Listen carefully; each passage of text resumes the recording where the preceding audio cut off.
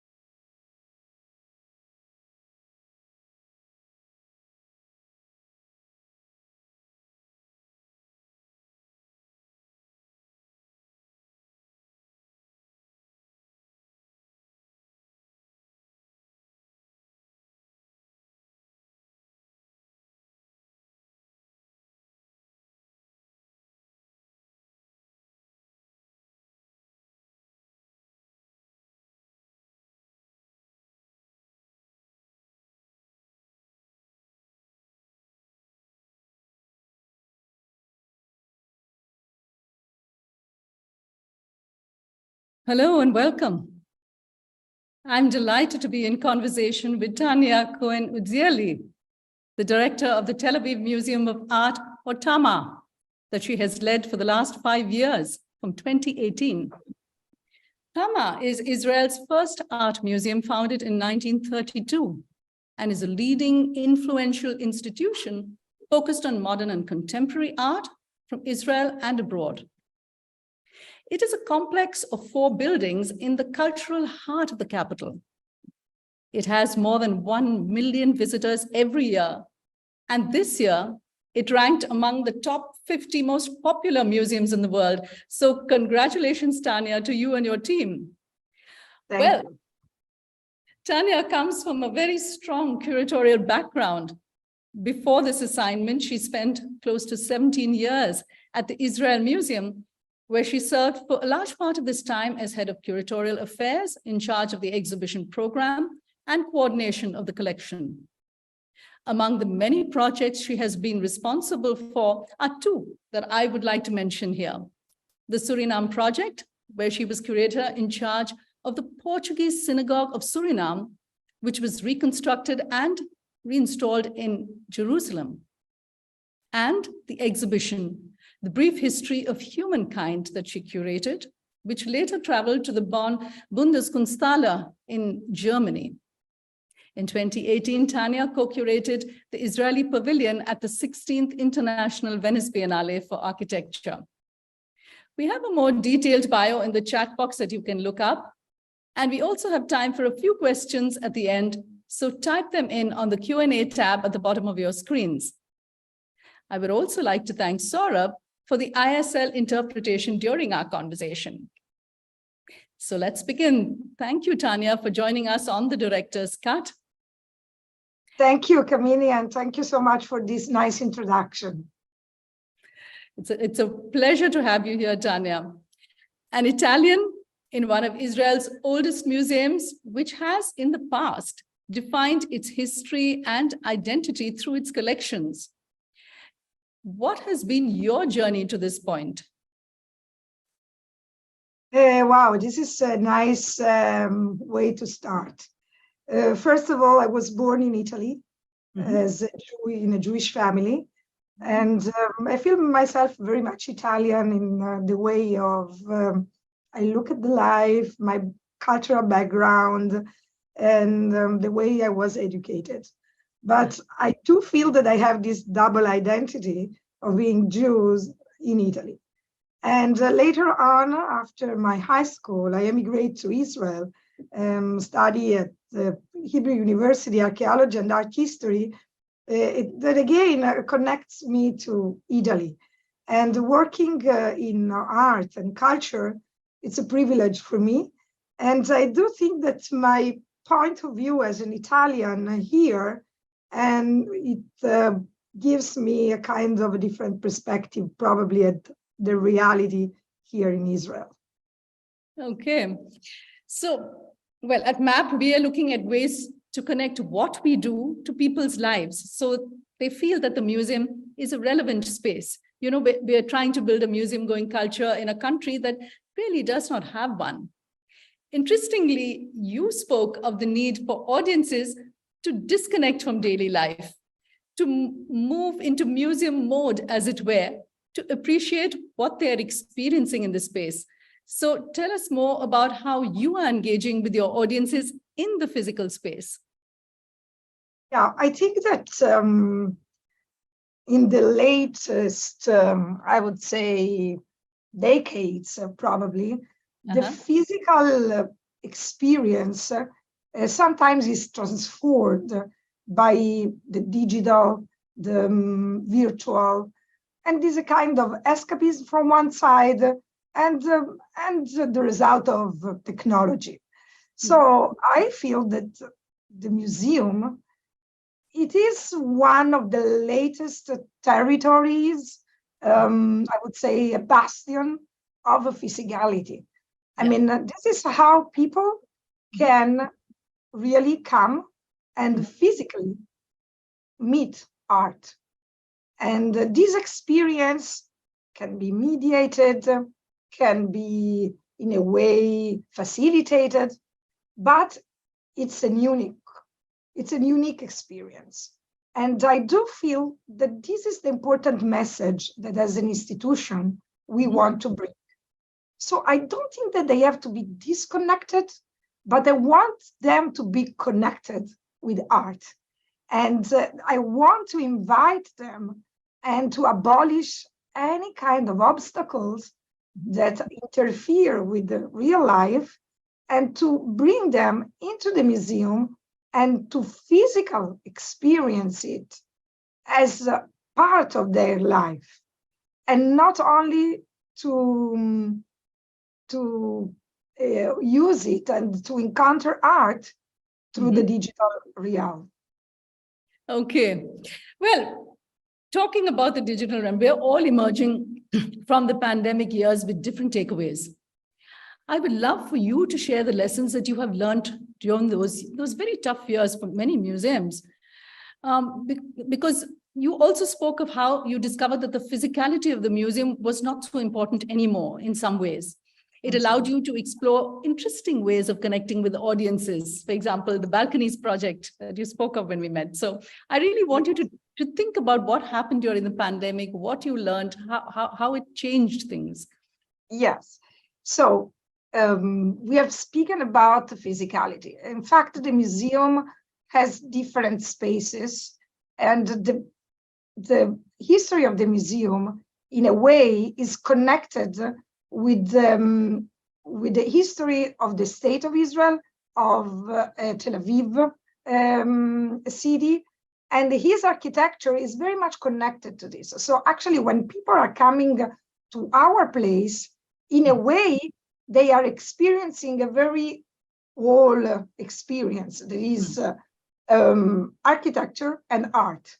So maybe we can share a little bit some images so people will understand better which is how is our museum, and they will understand that actually we will skip this. This was the museum in '59, but this is how the museum is today, and this crowd that you can see into the halls of the museum, and this, for example, ramp going up is always very full of people. And the museum has two important buildings, a modernistic one and postmodern one. And the people are very much part of this beautiful architecture, which tells the story even of this country. And all of a sudden, this physicality disappeared. And we start to do a lot of different digital projects that we can go through them. Part of them were done by other museums. And we felt that during, even when I started to be at the museum director, I thought all the time that the people have to come to the museum. And now people weren't able to come to the museum. So how we could, in a way, replicate the physical experience in a non-physical space. So people did this through the web, through the iPhones, to the mobile. And we wanted actually to replicate a very real physical experience. So we went out in the street, and we were, in the morning, we distributed flyer into the buildings, inviting people to watch and to come at 9 p.m. at their balcony or at their windows. And we were projecting on walls, on centers, shopping centers, video art from our collection. This was done even echoing, I don't know if you remember that in Italy, there was this balconies song, people that were really in Italy, really struggling for survival. They went out in the balcony and they sang. So I thought that maybe if I'm inviting people in the balconies, they can experience art, video art, and they can be the museum. So the museum came to their home instead of going through their web. So this was a very interesting experience because the streets were desolate. And people, as you can see from the pictures, came out. I don't know if you remember that people were allowed to go out only to stroll with their dog. You see the dog. So this was an occasion for them to all of a sudden to find themselves outside in the street, to experience art and to feel a little bit more connected. And this is when I have changed a little bit my state of mind on what is a museum mode, what is a connection with the community, and which is our role. I can imagine. My gosh, yes, it was. And of course, when we did another, this was a kind of digital challenge, asking people to replicate our art in different ways. So you can see all different experience that people did. But the other important thing that we did is that we coordinate with the municipality, the second lockdown, a kind of kit for children that arrived at home, and children were invited to connect to the web to see one of our exhibition and to work with the art and inspired by our exhibition. So again, I felt that the museum was going home, in their houses. And in this way, I felt that this was our new role in the community. Exactly, because people felt the museum came home, and in the comfort of their armchair, they could actually experience this connection with the collections. So I think, it was a whole new way of reaching out to people, right? Yes, and I thought that actually during this time, our local community of artists was really struggling with survival. The Israeli artists are not very rich artists like in the world of the contemporary art. and the galleries were closed. People were not able to teach. They were in furlough. So what we did, we asked for a bunch of artists, actually 36 artists, to do a project that we called it a desktop project. And we projected this outside again, like the balcony project. So in terms of community, I feel that we have an important role in the enlarged community, but we have a specific role with our local artistic community as well. Yes, I think a whole lot of museums just discover their local communities as well, and how important that connection was. So we really all learned to be inventive during the time of the pandemic. But when the museum opened after COVID, you came up with this completely new presentation of the collections, because in the past, art was usually presented to reflect the country's history and identity. And audiences were now witnessing a departure from the Israeli art canon and viewing the work of artists who were outside the traditional pantheon, including West Bank settlers and Palestinians. It's quite courageous for a museum that's the oldest in Israel and that is considered an important platform to represent the country's culture, especially for visitors from the outside world. Yes, this was a very important stance that we took with our curator, our chief curator, Mira Lapidot, and Dalit Matatiahu, who is the senior curator of Israeli art. You have mentioned this. The Israeli art is always presented in the past as a narration and the narrative of the state of Israel. And even if there are a lot of connection with local art and with the local culture, it was always a kind of a Western kind of attitude. And the story of the state of Israel, it was the same story of the Israeli art. So the utopian dream, the political identity struggle, and the connection with the international world. What we wanted, it was to look at this in a kind of a universal prism. And the prism was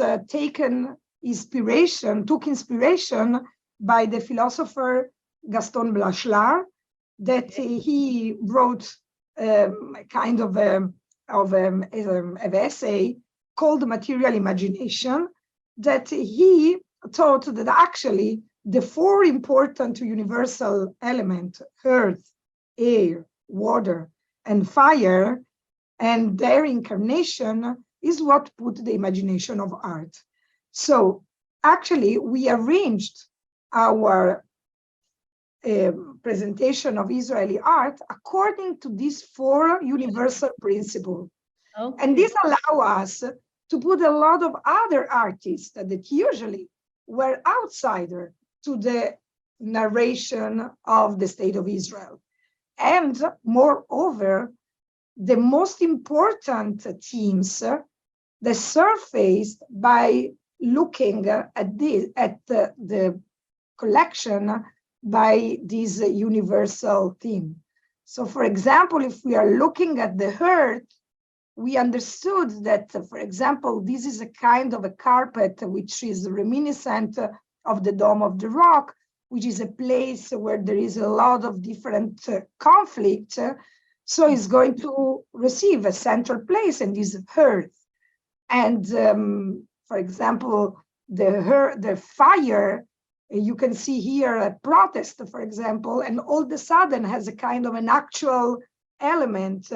So at the end, even these four important principles and elements are surfacing, but in different contexts, and not in the context of telling the story of the state of Israel. And this allowed us to include a lot of different artists.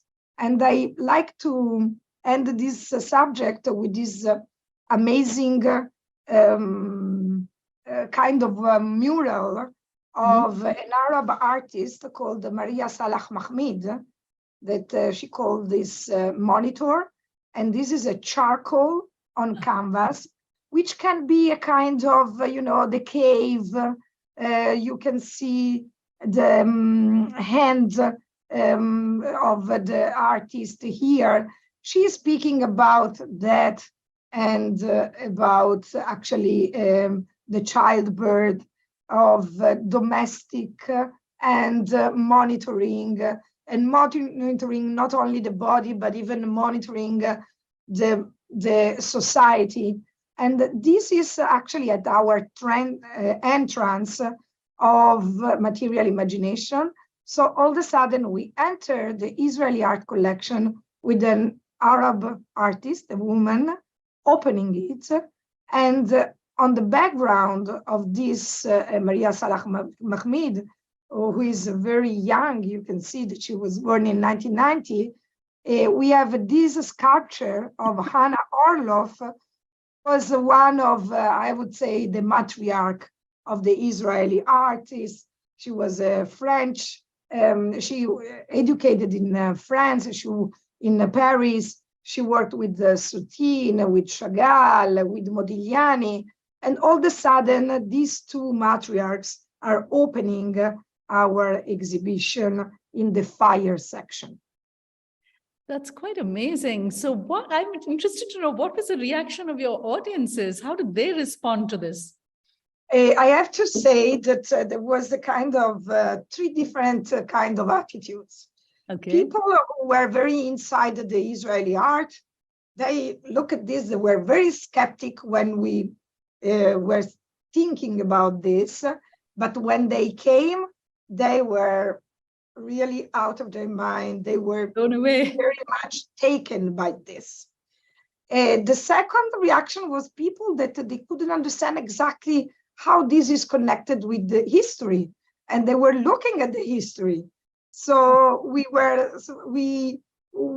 did a lot of different guided tour in order to educate a little bit people. On the other side, in the artistic community, they were overwhelmed and they really liked this approach.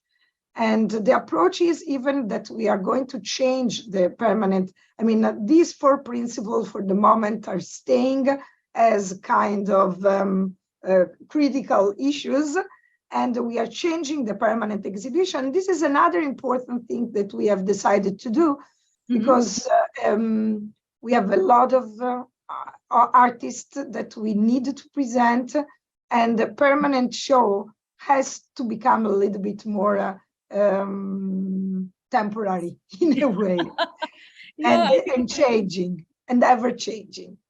You're right, Tania, because even today there's no permanent in the world, right? And in life there is no permanence, and the idea that you need to give audiences a view of the different parts of the collection, because there is so much to be seen, and it's a shame if it's all sitting away locked in storage. So yes. I think that's important for our audiences. My favorite part now, would you like to walk us through 5 works in your collection that really speak to you? Yeah, I cheat a little bit, because I start with this that I really like, but this is doesn't count because it's part of the material imagination. So we so actually I have to say something. When I have to think of the most important thing that I like, I'm not sure that I would choose this work of art. But I think that is very important and seminal, and I will explain you why. Yes. This is a Marc Chagall, a Jew with the Torah, and is dated 1925. And actually, this Marc Chagall was donated by Marc Chagall himself to the mayor of Tel Aviv, when the mayor of Tel Aviv in 1929, so 4 years after he painted this, asked Marc Chagall how he could build a museum. So it is an interesting story, because this mayor he's writing in his diaries, you know, I think that the museum is an important institution. I need to fund the museum. I don't know how to do. So I have decided to write to Marc Chagall. And Marc Chagall is writing him back saying, you know what, you have to start to collect art. So I'm sending you my work of art. So it's interesting that actually Marc Chagall sent this Jew with the Torah in 1925, dated. That is it's a kind of a very typical Chagall Jewish art. And Chagall not always depicted Jewish themes. And today I think that the museum is very far away by this work of art. But first of all, it's exciting to have a work of art which is numbered and is number 1 in the collection. Today we have 35,000 pieces, and this is the number 1. But the other important thing is, if you are looking on the left side of your screen, you can see here David Ben-Gurion, which is declaring the independence of the State of Israel in 1948. And the independence of the State of Israel, and this is important for us today to remember, happened in 1948 at the Tel Aviv Museum of Art, not in the building that we have today, but in the building where it was funded. And the background of this important event were the walls of the museum. And you can see on the wall the Chagall painting that is beside Ben-Gurion. So for me, it's important is a reminiscence of the fact that when this state was funded, people understood the importance and the role of the cultural institution. I don't know how many states were funded and were declared in a museum, but the State of Israel was declared in a museum. And so this That's is a lovely story, Tania. And this is interesting for me. The second work that I had decided to bring to you is actually a wall, a kind of a paintings on canvas, which is receiving the public the minute that they are entering our halls. They are entering from here, and when they turn their back to the museum, to the halls, they can see this amazing painting on canvas of Roy Lichtenstein. Roy Lichtenstein made this acrylic on canvas in 1989.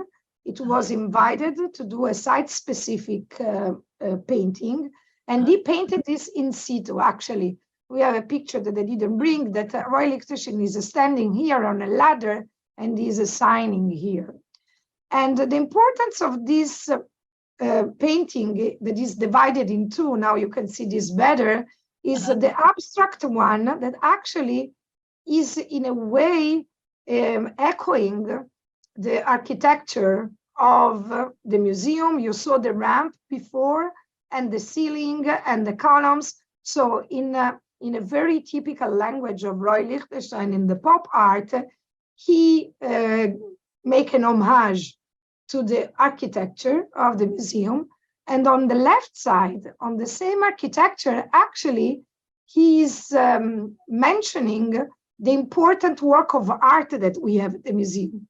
So you can see the Chagall with his fiddler. We have a Picasso. And actually, this is a kind of archipelago sculpture, which we have a very nice collection. And I think that this Oscar Schlemmer, that we don't have it, and we are not the MoMA. And this is the Oscar Schlemmer, but he's a kind of mentioning the modernistic roots of the visual culture in Israel. So I think that this is, first of all, is a really very beautiful and big and iconic work of art, which actually is welcoming people whenever you enter the museum, but in a way is giving us the sense of how our museum, which is the mission of our museum. That from one side is very much rooted in the local architecture and culture. And so this is the homage to the locality. And on the other side, on the other leg, it stands on modernistic culture and looking at the international community of art. So this is my second choice. And my third choice is actually our Gustav Klimt, that I am saying all the time that this is our Mona Lisa. And Frederica Maria Baer was a very prominent figure in Vienna in the time that Gustav Klimt was painting. And she commissioned this work, this portrait for Klimt. And she set for him, we have here actually a picture of Maria with Klimt himself. And those are the last years where Klimt was a little bit less in this Art Nouveau style, and actually was a little bit more figurative.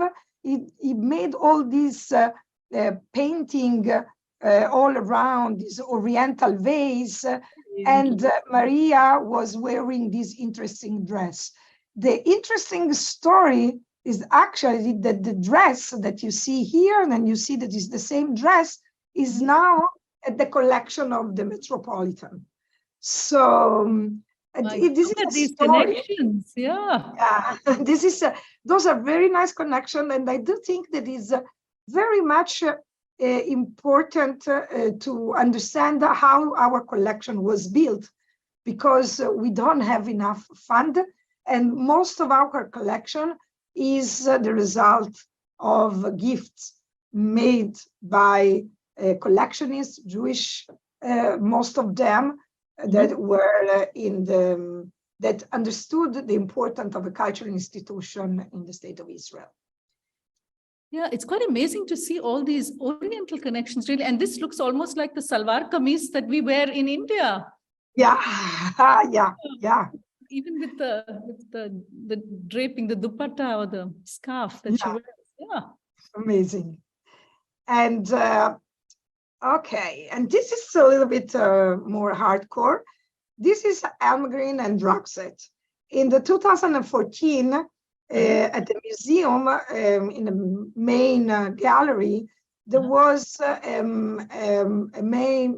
big installation for Almgren and Draxet, where you could see this sculpture that was half hidden by this wall, echoing the Berlin Wall. Well, yeah. When the exhibition was dismantled, walls came down, and this is our wish to take down the walls.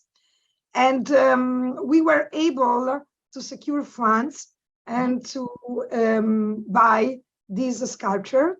Today, this sculpture is in a public space in the postmodern building, echoing a little bit the complicated architecture of this building. And this is called the future. I think that it's very interesting to see how people react to this.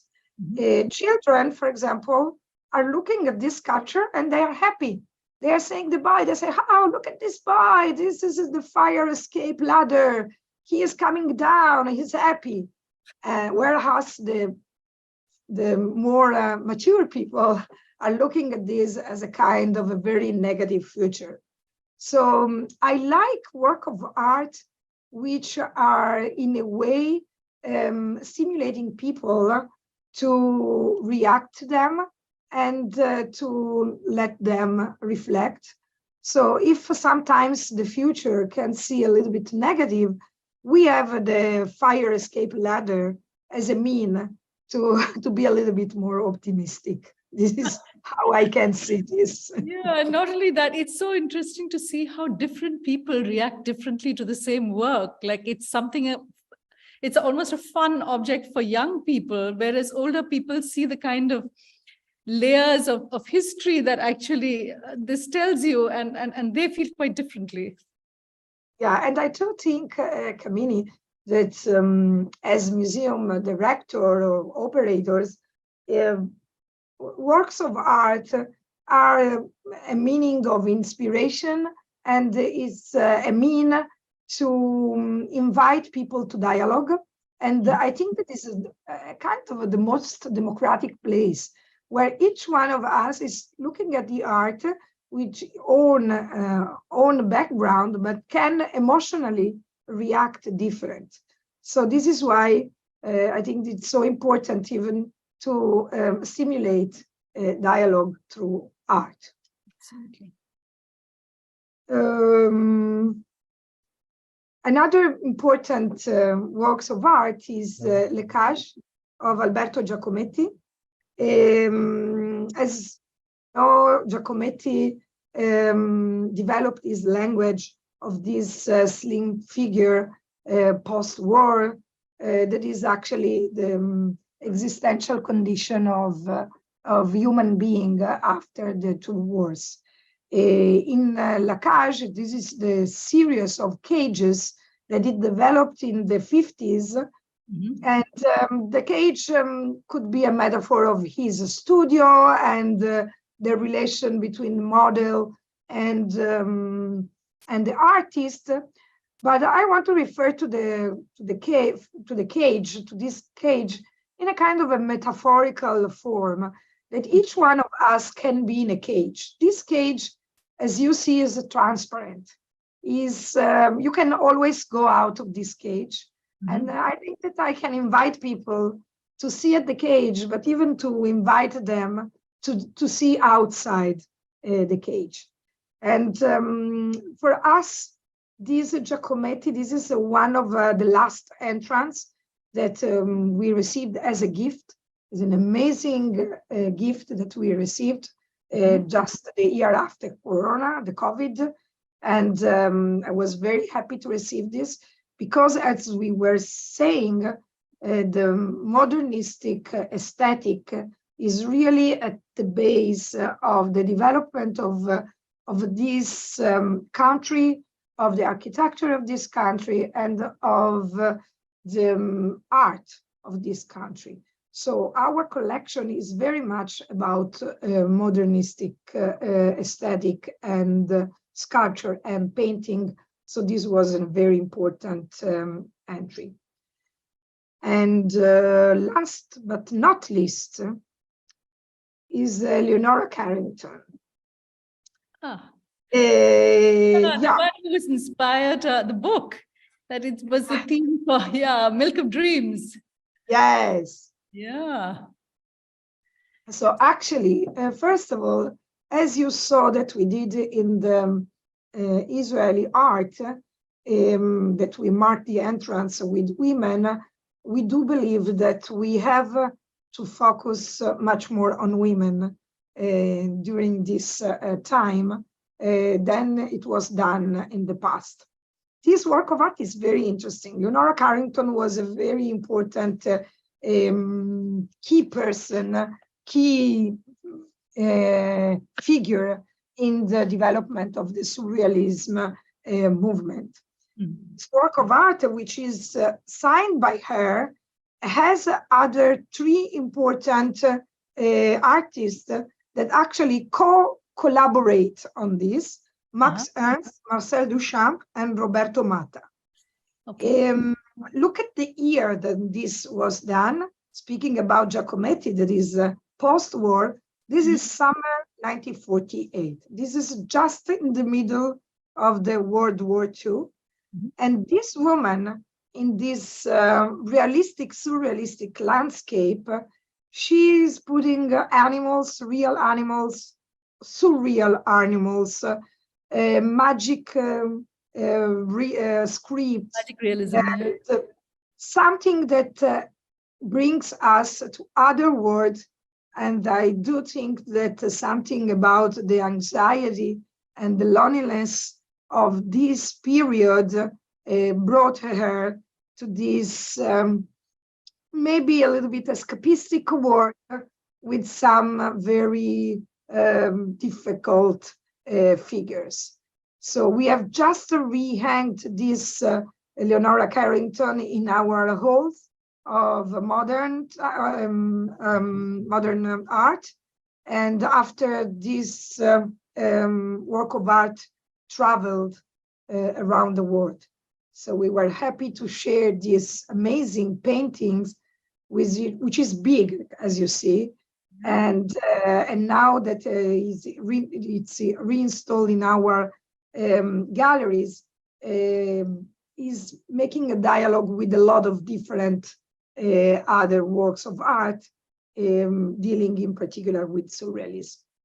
Yeah. So this is my work through. Such an ethereal feeling in this painting. And just to give our audiences some context, Leonora Carrington's book, The Milk of Dreams, was actually the theme or the source of inspiration for the current Biennale that's on. The last Biennale. Now we have the Biennale, of the Biennale that was curated by Cecilia Alemanni. Yeah, that actually she gave us a lot of different insight on the work of women and on surrealism in particular. Yeah. So we wait till the next Biennale, but that was Cecilia Alemanni with The Milk of Dreams and this beautiful work here. Yeah. So I'm back here. So, Tania, I would like to move on to another subject because I was particularly struck by the stand that the museum took on the government's move to curtail the powers of the Supreme Court, because Tama joined the nationwide protests against what it saw as an anti-democratic move. So what is the role that you see for museums going forward as platforms of protest? And how do you resolve that with the predicament that many museums face, especially if they receive funding from the government? This is a very important theme. And the border between our personal ethic and feeling and the way of thinking as a person, as a museum director, it's an important one, it's a crucial one, and it's problematic sometimes. Yeah.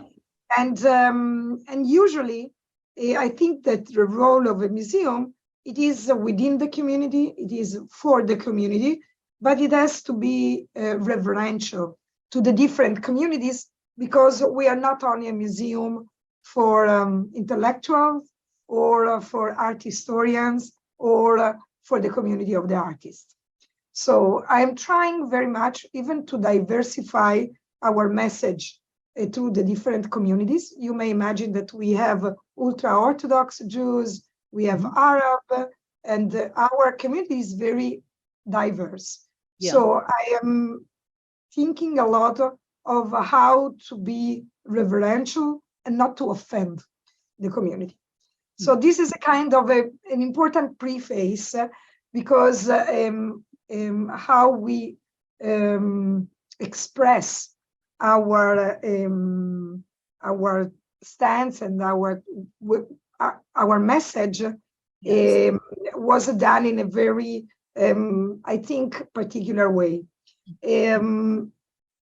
I'm sure that most of our audience knows that in Israel, there is now a government which was elected in a democratic way, with a democratic election that has all the right to change laws and to make different choices according to the electors that put them on the elm.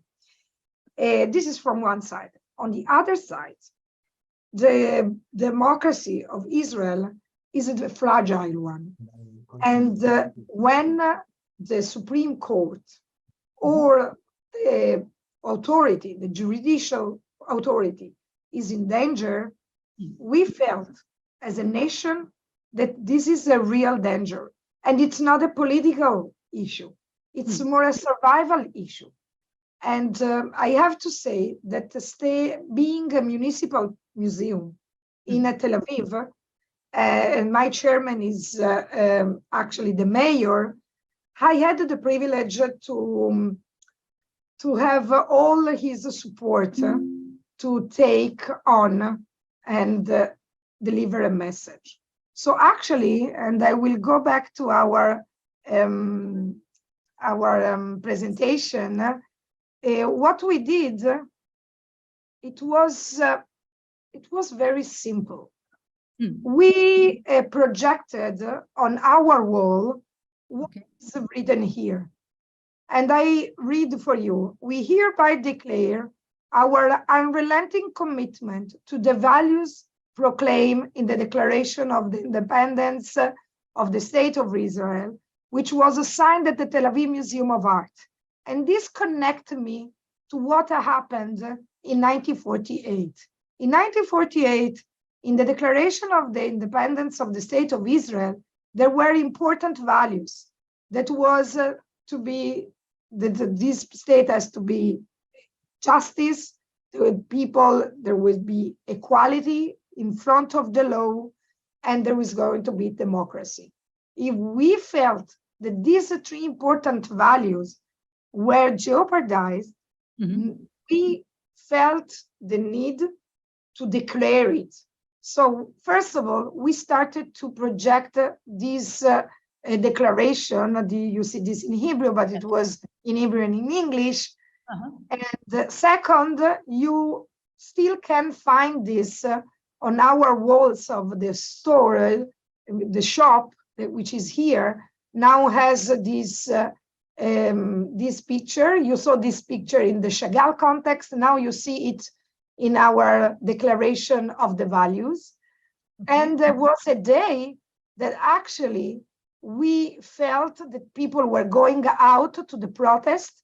So we put here strike, the word strike. And actually what we did, actually we closed the museum. We didn't really close it. We darkened it, all the galleries. We opened for free only the galleries of Israeli art. And we invited people to come for free to go to the Israeli art, where all these values are in a way can be perceived. Problem of identity, problem of the conquered people, Arab and Jews, diversity and equality. All these themes are surfacing, and people were invited after the protest and demonstration to come to the museum, which was darkened, to put the flag in a place and to go in all the galleries and to take advantage of the art and what the message art was giving. So this was our way to participate to the protest. An incredibly creative way of using the museum and all that it has to tell your message, right? Yeah, but I have to say, Kamini, that in our social platform, during this day, we had 10% of dropping down. I see. So I mean, it was popular for some of them, for the other, less popular. Buon pomeriggio. Come posso aiutarti? So I'm sorry. So this was interesting, actually. Yeah. Okay. So coming to another difficult subject, restitution of artworks. It's a very complex one, and different museums across the world are being held accountable in different ways based on the kind of collections they hold. A subject that is important for the Jewish people and their cultural institutions is the restitution of artwork looted by the Nazis during the Second World War. Can you tell us a little more about that, especially in the light of the conference on restitution that Tama was to hold in December this year in partnership with Christie's? The museum canceled it because Christie's was involved in the sale of jewelry that was bought with money made at the expense of Jews fleeing Nazi Germany. So tell us more about this, Tania. Yeah, provenance issues is a very important one. Provenance in large, it is of course not only on Holocaust and the Jews. We have all the archaeology. I mean, it's a kind of a broad context and a broad, important theme. And as an Israeli institution, we are very much aware of it, and we want to invest on this. And this is why we have scheduled this. Before we are going into the details of this conference, I want to share with you some of the things that we have done in the past on this subject, which was actually interesting.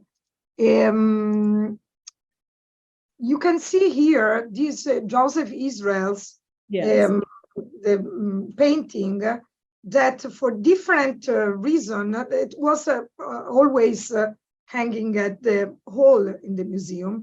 And just the first 6 months that I entered the museum, we received a letter and we understood that actually this was a part of a family collection of that their heirs were now in Australia. And they were part of a very big family called Mosse family. Joseph Israel is an important artist, is important in the history of Jewish art. It's not a big number. Yeah. So we were, in this case, we were able to secure a donation and to buy it and to give the money to the family. This is what I define as a happy end for a provenance case. We are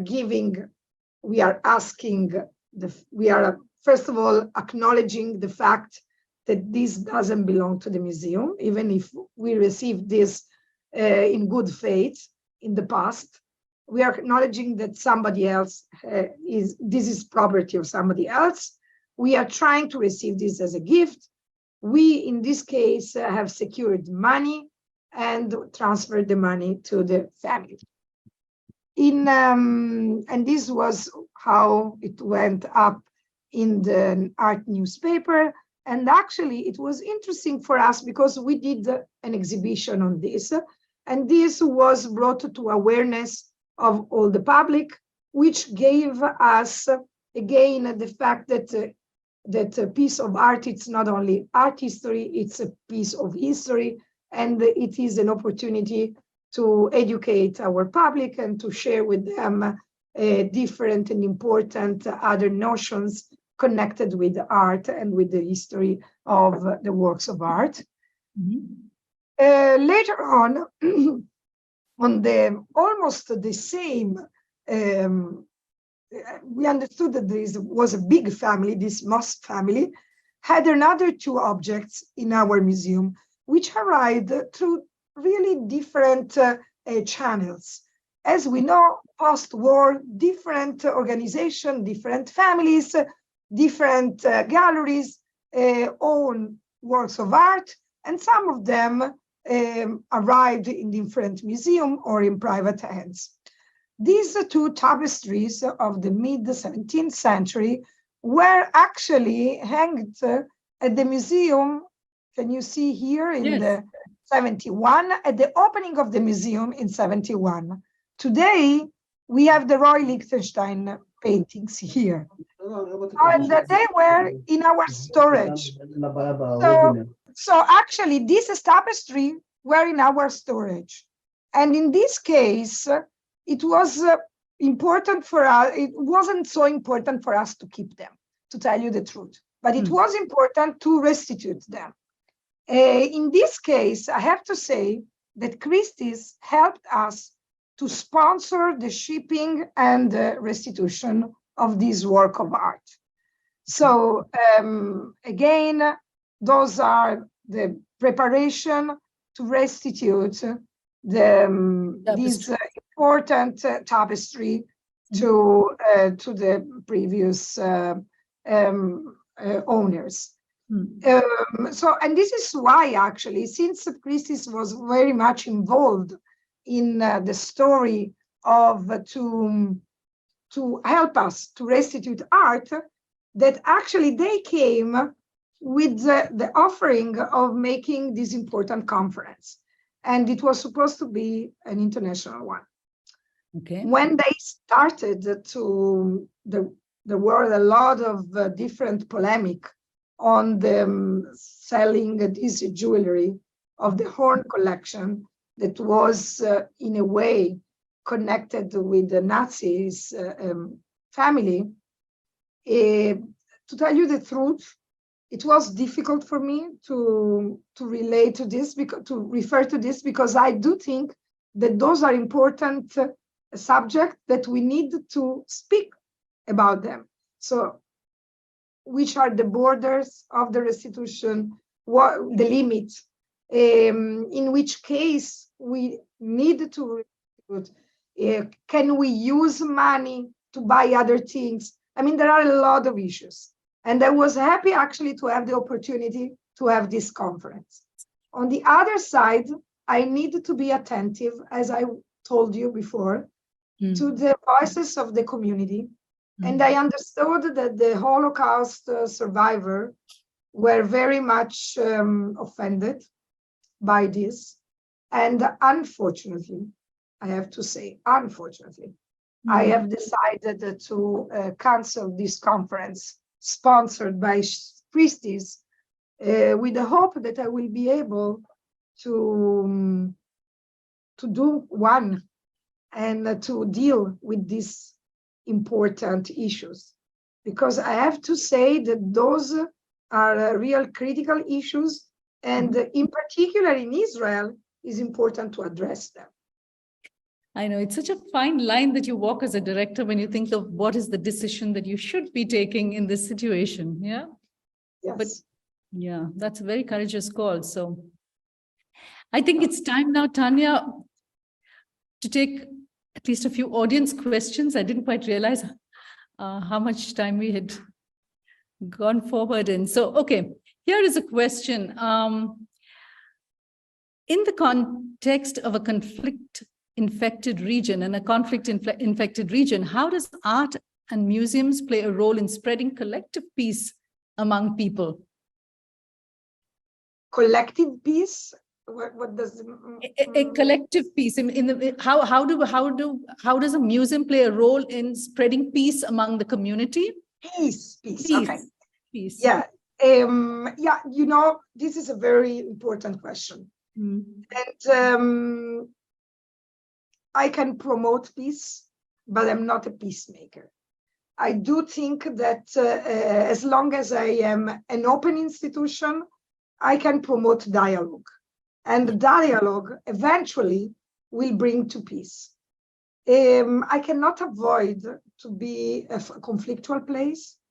I have personally, as I'm investing a lot of resources in bringing more diversified audiences to the museum.